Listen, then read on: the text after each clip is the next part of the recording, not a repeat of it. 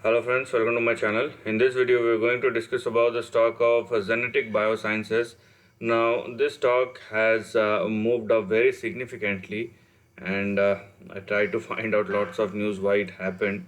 So the reason which I find out here is, according to Pacific Coast Business Times, Takeda Pharmaceuticals is expanding its facility in Thousand Oaks, and the company is investing $126 million to build out manufacturing operations to support new product lines.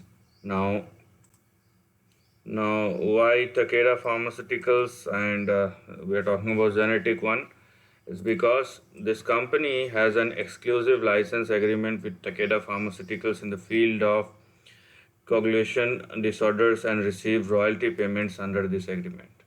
Right, so there is an indirect correlation here.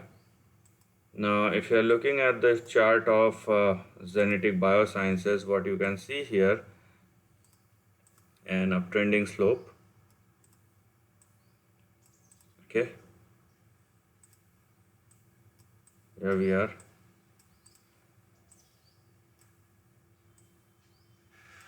an uptrending slope, and on the upside you will have something like this.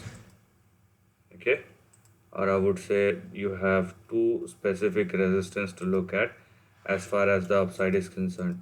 So what you have here is $1.69 on the downside, and as far as the upside is concerned, we have two primary targets starting with 3.9 and $6.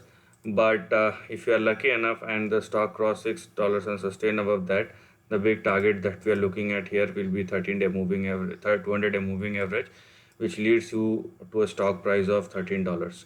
So this is the end of the video. Thanks for watching.